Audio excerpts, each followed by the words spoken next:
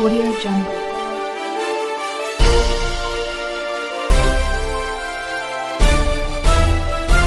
Audio Jungle.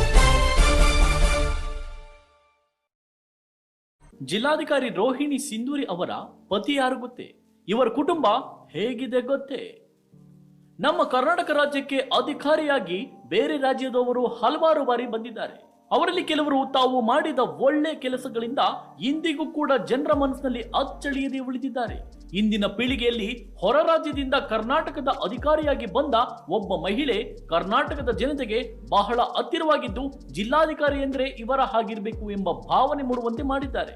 ಯಾರು ಆ ಜಿಲ್ಲಾಧಿಕಾರಿ ಅಂತೀರಾ? ಅವರು ಮತ್ಯಾರು ಅಲ್ಲ, ಪ್ರಸ್ತುತ ಸಾಂಸ್ಕೃತಿಕ ನಗರಿ ಮೈಸೂರಿನ ಜಿಲ್ಲಾಧಿಕಾರಿಯಾಗಿ ಕಾರ್ಯನಿರ್ವಹಿಸುತ್ತಿರುವ ರೋಹಿಣಿ ಸಿಂಧೂರಿ ಅವರು.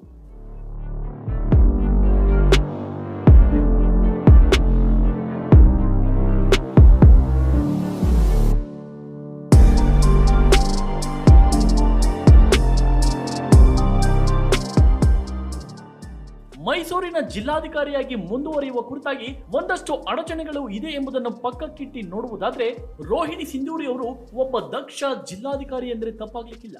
ರೋಹಿಣಿ ಸಿಂಧೂರಿ ಅವರ ವೈಯಕ್ತಿಕ ಜೀವನ ಹೇಗಿದೆ, ಇವರ ಪತಿ ಯಾರು, ಇವರ ಮಕ್ಕಳು ಹೇಗಿದ್ದಾರೆ ಎಂಬುದನ್ನು ತಿಳಿದುಕೊಳ್ಳುವ ಕುತೂಹಲ ನಿಮ್ಮಲ್ಲಿದ್ರೆ ಈ ವಿಡಿಯೋವನ್ನು ಪೂರ್ತಿ ನೋಡಿ.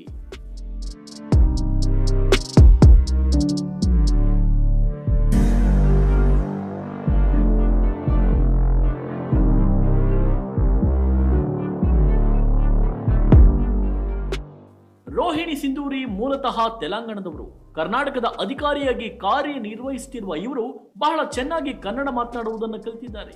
ರೋಹಿಣಿ ಸಿಂಧೂರಿ ಅವರು ಹುಟ್ಟಿದ್ದು 1984 ಮೇ 30ರಂದು. ಓದಿನಲ್ಲಿ ಬಹಳ ಆಸಕ್ತಿ ಇದ್ದ ಇವರು ಕೆಮಿಕಲ್ ಇಂಜಿನಿಯರಿಂಗ್ ನಲ್ಲಿ ಪದವಿ ಪಡೆದರು. ಜನಸೇವೆ ಮಾಡಬೇಕು, ಸಿವಿಲ್ ಸರ್ವೆಂಟ್ ಆಗಬೇಕೆಂಬ ಉದ್ದೇಶದಿಂದ UPSC ಪರೀಕ್ಷೆಯಲ್ಲಿ ತೇರ್ಗಡೆ ಹೊಂದಬೇಕೆಂದು ನಿರ್ಧರಿಸಿದರು. ಬಹಳ ಶ್ರಮಪಟ್ಟು 2009ರಲ್ಲಿ 42ನೇ ರ್ಯಾಂಕ್ ಪಡೆದು UPSC ಪರೀಕ್ಷೆಯಲ್ಲಿ ತೇರ್ಗಡೆ ಹೊಂದಿ ಕರ್ನಾಟಕದ ಕೆಡರ್ನ ಭಾರತೀಯ ಸೇವಾಧಿಕಾರಿಯಾಗಿ ಕಾರ್ಯನಿರ್ವಹಿಸುತ್ತಿದ್ದಾರೆ.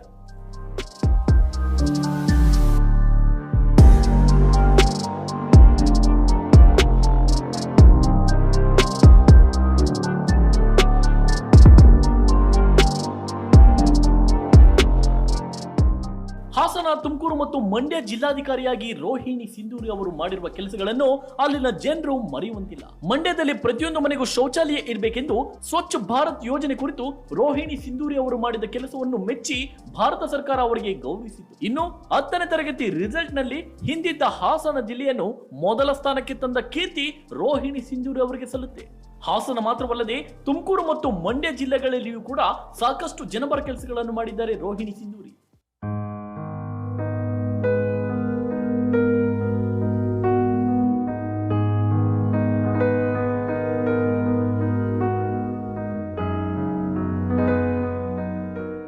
ಈ ಜಿಲ್ಲೆಗಳ ಜನರು ರೋಹಿಣಿ ಸಿಂಧೂರಿ ಅವರು ಮತ್ತೊಮ್ಮೆ ತಮ್ಮ ಜಿಲ್ಲೆಗೆ ಜಿಲ್ಲಾಧಿಕಾರಿಯಾಗಿ ಬರಬೇಕೆಂದು ಅಪೇಕ್ಷೆ ಪಡ್ತಾರೆ.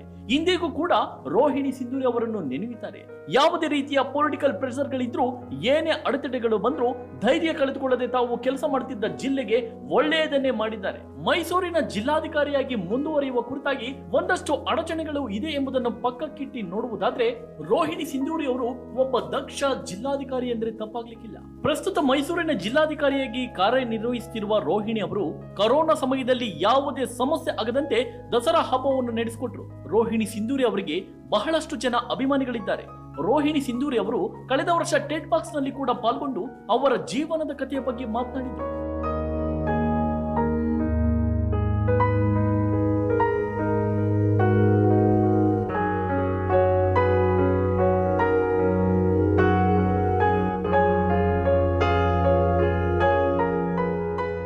ರೋಹಿಣಿ ಅವರ ವೈಯಕ್ತಿಕ ಜೀವನದ ವಿಷಯಕ್ಕೆ ಬರುವುದಾದ್ರೆ, UPSC ಪರೀಕ್ಷೆ ಕ್ಲಿಯರ್ ಮಾಡಿದ ನಂತರ ಸುಧೀರ್ ಅವರೊಡನೆ ವಿವಾಹವಾದರು.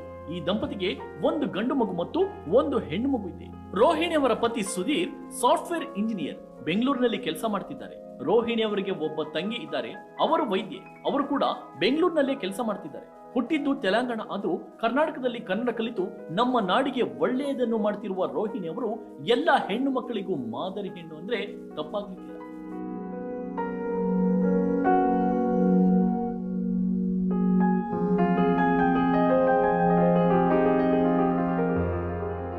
ಹೆಣ್ಣು ಅಬಲೆಯಲ್ಲ, ಈ ಕ್ರೂರ ಸಮಾಜದೊಳಗೆ ಯಾರನ್ನು ನಂಬದೆ ವಿದ್ಯಾಭ್ಯಾಸ ವೇಳೆ ಪುಸ್ತಕವನ್ನು ನಂಬಿದ್ರೆ ರೋಹಿಣಿ ಸಿಂಧೂರಿಯಂತೆ ಜೀವನದಲ್ಲಿ ಯಶಸ್ಸು ಸಾಧಿಸಬಹುದು.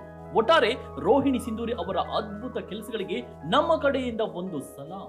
ಈ ಸುದ್ದಿ ಇಷ್ಟವಾಗಿದ್ರೆ ಇದನ್ನು ಲೈಕ್ ಮಾಡಿ, ಶೇರ್ ಮಾಡಿ ಹಾಗೂ ನಿಮ್ಮ ಅನಿಸಿಕೆ ಅಭಿಪ್ರಾಯಗಳನ್ನು ತಪ್ಪದೆ ಕಮೆಂಟ್ ಮೂಲಕ ನಮಗೆ ತಿಳಿಸಿ.